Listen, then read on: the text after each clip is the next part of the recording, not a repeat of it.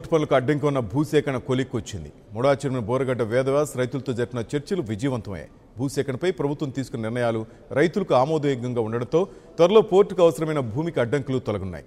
అన్ని అనుకూలిస్తే మరో 2 రోజుల్లో పోర్టు పనులు ప్రారంభం కానున్నాయి. మచిలీపట్నం పోర్టు అభివృద్ధి పనులపై 99 TV special story.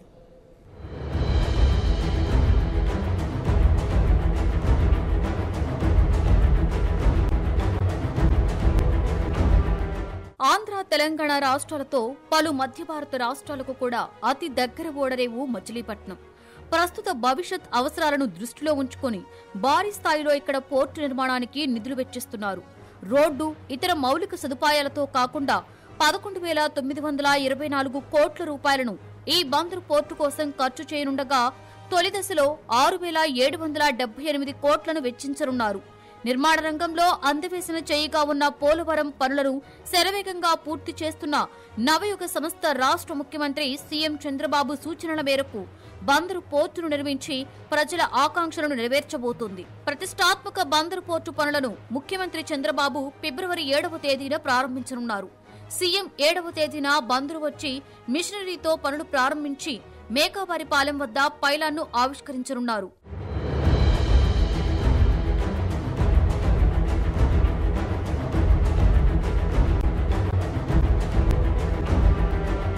Bandar port నిర్మాణం ఎన్నో సంవత్సరాల కల.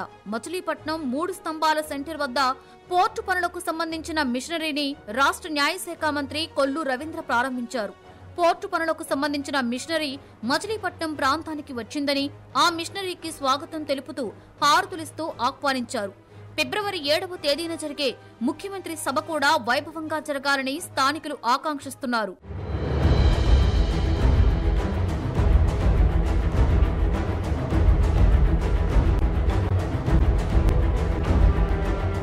మచిలీపట్నంలో నిర్మించేది డీప్ వాటర్ పోర్టు కావడంతో ఇక్కడ బ్రేక్ వాటర్ టెక్నాలజీని ఉపయోగిస్తున్నారు. ఉవ్వెత్తిన ఎగిసిపడే అలలు, ఆ అలలు తీసుకొచ్చే మట్టి, ఇసుకను అడ్డుకొని తీరాన్ని ప్రశాంతంగా ఉంచేందుకు వీలుగా డయాఫ్రమ్ వాలను నిర్మించనున్నారు. పోర్టు నిర్మించే ప్రాంతం ప్రకృతి విపత్తుల బారిన పడకుండా పెద్ద రాతి కట్టడాన్ని నిర్మించనున్నారు. సముద్రం లోపల తీరం వెంబడి 18 నుండి 20 మీటర్ల లోతులో పైల్స్ నిర్మించనున్నారు. ముందుగా సముద్ర తీరానికి దక్షిణం వైపున రాళ్లు, మట్టితో కూడిన కట్టడాన్ని నిర్మించి అది పూర్తయిన వెంటనే స్ట్రక్చరల్ నిర్మాణాన్ని చేపట్టనున్నారు. ముందుగా వర్టికల్ ఫైల్స్ నిర్మించి దాంతోపాటు రేకల్ ఫైల్స్ ని కట్టనున్నారు. వీటన్నింటికీ ఇంటర్లాకింగ్ సిస్టమ్ ఏర్పాటు చేసి పటిష్ట నిర్మాణం చేపట్టనున్నారు.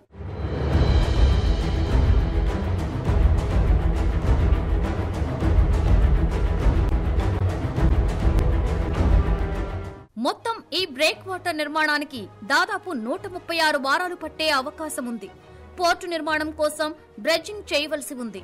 దీంతో మొదటి దశలో సముద్ర తీరం, సముద్రం లోపల కలిపి మొత్తం 68 మిలియన్ క్యూబిక్ మీటర్లను డ్రెస్సింగ్ ద్వారా తొలగించవలసి ఉంటుందనేది ఒక అంచనా.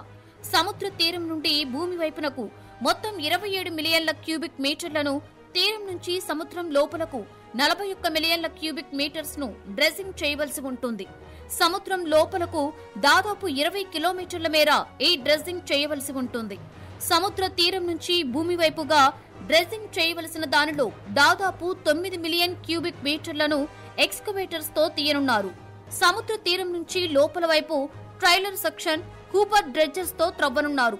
నైరుతి ఋతుపవనాలు, వాటి ప్రభావంతో వర్షాలు వచ్చే 3-4 నెలలు మినహా మిగిలిన 9 నెలల పాటు డ్రెస్సింగ్ చేపట్టనున్నారు.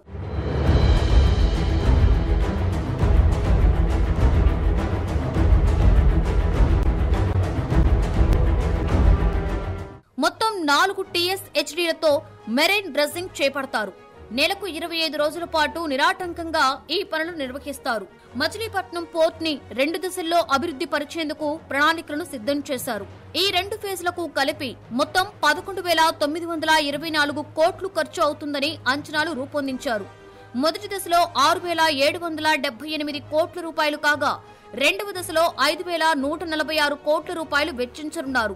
మొదటి దశలో ప్రాజెక్టు ప్రిలిమినరీస్ అండ్ సైట్ కి 57 కోట్లు, డ్రెస్సింగ్ కి 1,564 కోట్లు, బ్రేక్ వాటర్ కి 817 కోట్లు, బెర్తులకు 1,674 కోట్లు, స్టాక్ యార్డ్ అభివృద్ధికి 275 కోట్లు, యంత్ర పరికరాలకు 151 కోట్లు, విద్యుద్దీకరణకు, పరికరాలకు 87 కోట్లు, అంతర్గత రహదారులు, రైల్వే లైన్లకు 172 కోట్లు, బాహ్య రైల్వే లైన్ కు 30 కోట్లు, ఇతర ఖర్చులకి 237 కోట్లు, సర్వీస్ ట్యాక్స్ కి 354 కోట్లు ఖర్చు అవుతుందని అంచనా వేశారు.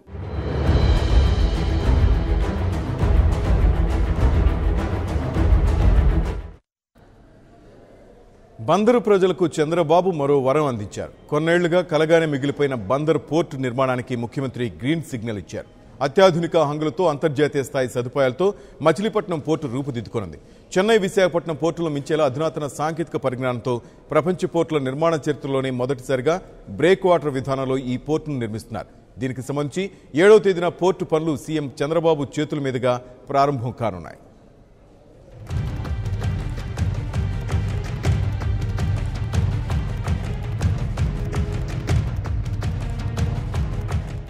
బందర పోర్టు పనులు ఎప్పుడు ప్రారంభమవుతాయనేది ఈ ప్రాంత ప్రజలు ఎంతగానో ఎదురు చూస్తున్నారు. అయితే ఈ పనులు ప్రారంభమవుతాయని అటు అధికార పార్టీ నేతలు కానీ, ఇటు ప్రతిపక్ష పార్టీలు కానీ చెబుతున్నప్పటికీ ఎప్పుడు ప్రారంభమవుతాయో ఎవరికీ అందుపడడం లేదు. అయితే ఈ పనులు ప్రారంభానికి ముహూర్తం ఖరారైనట్టు తెలుస్తుంది. అయితే ఈ బందర పోర్టు పరిస్థితి ఏంటనేది ఒకసారి పరిశీలన చేద్దాం. మచిలీపట్నంకి పూర్వ వైభవం నెలకొనాలంటే పోర్టు వాడుకలోకి రావడమే. ఈ పోర్టు నిర్మాణ పనులు ఎప్పటికప్పుడు ప్రారంభమవుతాయని పాలకులు చెప్తున్నా దానికి సంబంధించిన అడుగులు మాత్రం పడడం లేదు. 2008 ఏప్రిల్ 23న అప్పటి ఉమ్మడి రాష్ట్ర సీఎం వైఎస్ఆర్ పోర్టు పనులకు శంకుస్థాపన చేసి శిలాఫలకాన్ని ఆవిష్కరించారు. ప్రస్తుత శిలాఫలకం 10 ఏళ్ల పాలకుల పనితీరును వెక్కిరించేలా మారింది. తెలుగుదేశం పార్టీ అధికారంలోకి వచ్చిన 6 నెలల్లో పోర్టు పనులు ప్రారంభిస్తామని గడిచిన ఎన్నికల సమయంలో హామీ ఇచ్చారు. కానీ అనుకోని అడ్డంకులతో నేటి వరకు పనులు ప్రారంభం కాలేదు. పోర్టుకు అవసరమైన భూముల సేకరణకు రైతుల నుండి వ్యతిరేకత రావడంతో పనులు మందగించాయి.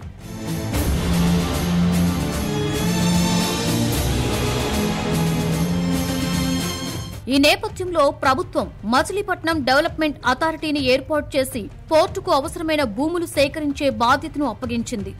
ముడా చైర్మన్ గా మాజీ డిప్యూటీ స్పీకర్ బూరగడ్డ వేదవ్యాస్ బాధ్యతలు చేపట్టిన తరువాత రైతులతో అనేక పర్యాయాలు చర్చలు జరిపారు. రైతుల ప్రతిపాదనలను ప్రభుత్వం దృష్టికి తీసుకువెళ్లి ఎకరానికి 25 లక్షల రూపాయల నష్టపరిహారం ఇచ్చేలా ముఖ్యమంత్రిని ఒప్పించారు. అందుకు అవసరమైన 200 కోట్ల రూపాయలను తీసుకురావడం జరిగింది. భూములు ఇవ్వడానికి రైతులు అంగీకారం, నిధుల రాకతో స్తబ్దుగా ఉన్న పోర్టు పనులు ఒక్కసారిగా ఊపందుకున్నాయి. అనుకూలమైన రేటు రావడంతో రైతులు భూములు ఇచ్చేందుకు సంసిద్ధత ప్రకటించారు. పోర్టు అభివృద్ధి జరిగితే మచిలీపట్నంకు అభివృద్ధి పరంగా రాజయోగం కలగనుంది. దీనిపై ముడా ప్రత్యేక శ్రద్ధ పెట్టినట్లుగా చైర్మన్ బూరగడ్డ వేదవ్యాస్ చెప్తున్నారు. అన్ని అనుకూలిస్తే మరికొద్ది రోజుల్లోనే పోర్టు పనులు ప్రారంభిస్తామంటున్నారు వేదవ్యాస్. ఈ జిల్లా వాసుల చిరకాల వాంఛ పోర్టు నిర్మాణం ముఖ్యమంత్రి గారు 25 లక్షల రూపాయలు ఎకరానికి ఇవాళ ప్రభుత్వం నిర్ణయించింది. దానికి సంబంధించి ఇమీడియట్గా పనులు మొదలు పెట్టాలి. మాకు ప్రభుత్వం ముఖ్యమంత్రి చంద్రబాబు నాయుడు గారు 200 కోట్ల రూపాయలు ముడాకి ఇవ్వటం. భూముల కొనుగోలుకు ఎకరానికి 25 లక్షలుగా ధర నిర్ణయిస్తూ ప్రభుత్వం జీవో నెంబర్ 143ని విడుదల చేసింది.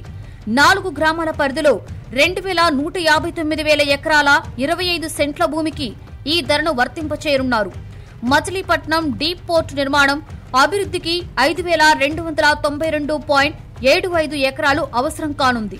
ముడాకు 7,072.96 ఎకరాల ప్రభుత్వ భూములను ముందస్తుగా అప్పగిస్తూ 2018 అక్టోబర్ 20న ఉత్తర్వులు ఇచ్చింది. ముందుగా 33,000 ఎకరాల భూములను ముడాకు, మచిలీపట్నం పోర్టులకు కేటాయించాలని సర్కార్ భావించింది. అయితే రైతుల నుండి తీవ్ర వ్యతిరేకత రావడం, భూసేకరణ నోటిఫికేషన్ల గడువు కూడా ముగియడంతో ప్రభుత్వం వెనకడుగు వేసింది. దీంతో పోర్టు అభివృద్ధికి 5,300 ఎకరాలు సరిపోతుందని నవయుగ కంపెనీ తెలిపింది. 3,000 ఎకరాలు ప్రభుత్వ భూమిని పోర్టు కోసం అప్పగించారు. 700 ఎకరాలు ల్యాండ్ పూలింగ్ కింద ఇచ్చేందుకు రైతులు ఒప్పుకున్నారు. మరో 1,800 ఎకరాలు సేకరణలో ఉంది.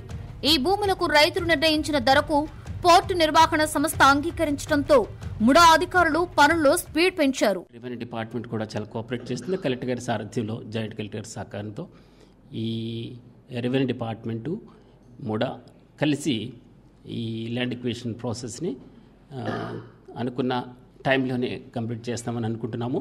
దీని ద్వారా ఈ ఏదైతే ల్యాండ్ ప్రొక్యూర్మెంట్ ఉందో అది త్వరితగతిని కంప్లీట్ అవుతుందని ఆశిస్తున్నాం. రైతులకు ఎకరానికి 25 లక్షల నష్టపరిహారం ఇస్తున్నప్పటికీ ట్యాక్స్ రూపంలో ప్రభుత్వం 30% తీసేసుకుంటుందనే భయాన్ని వ్యక్తం చేస్తున్నారు. ఒక పక్క సరుకు తోటలు, మరో పక్క సౌడు భూములు. ఇది బందర పోర్టు నిర్మాణం సంబంధించి ల్యాండ్ ఎక్విజిషన్కి సంబంధించిన భూముల పరిస్థితి.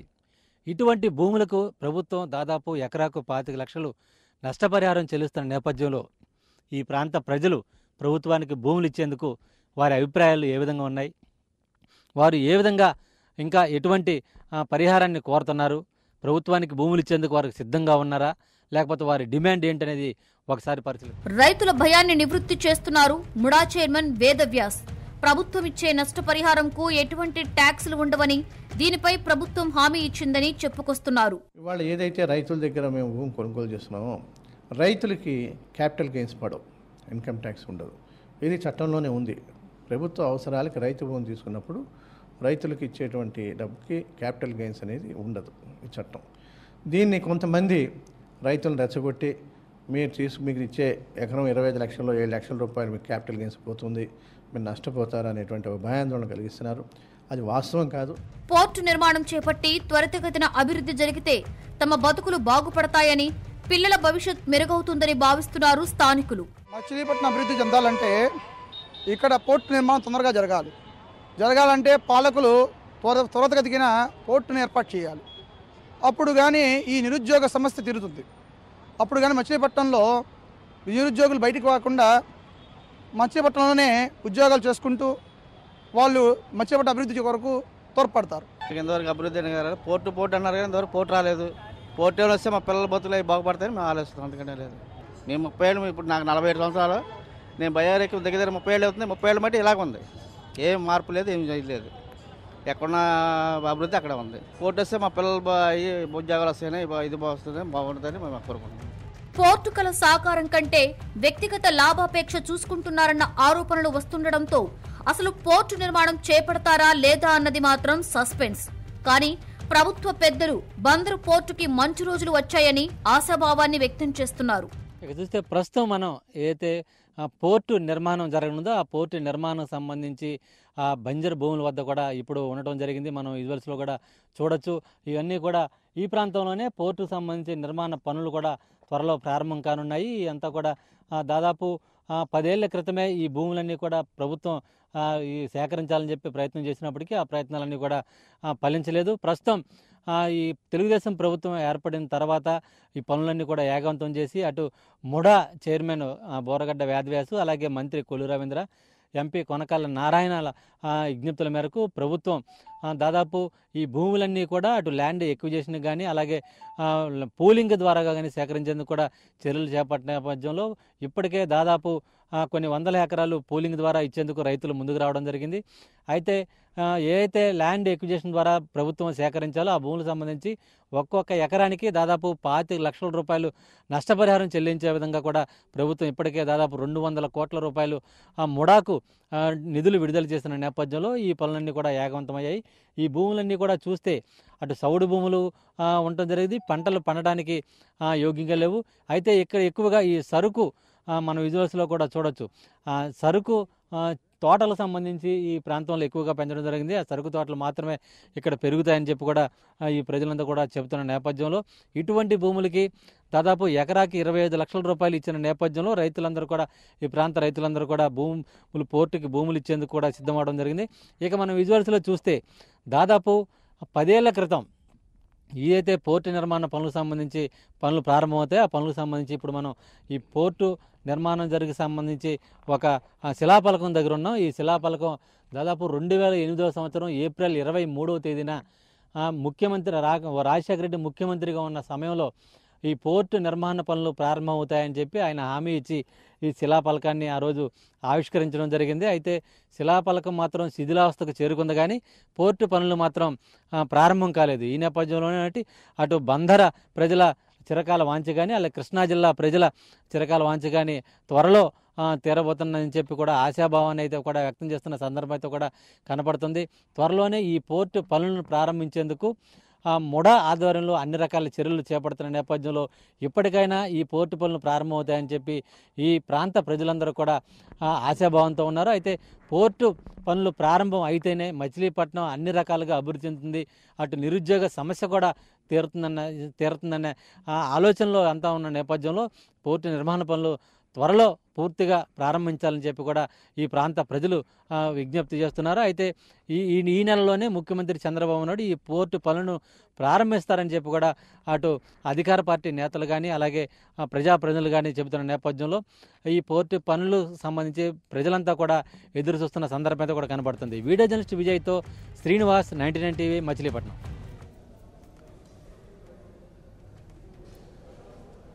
మచిలీపట్నం పోర్టుకు పట్టిన గ్రహణం తొలగిపోతోంది. కృష్ణా జిల్లా ప్రజలు ఎప్పుడిప్పుడా అని ఎదురుచూస్తున్న పోర్టు పనులు ప్రారంభం కానున్నాయి. పోర్టుకు అవసరమైన భూములను రైతుల నుంచి సేకరించేందుకు మాజీ deputy speaker, Machilipatnam urban development authority chairman Boragadda Vedavyas చేసిన కృషి ఫలించింది.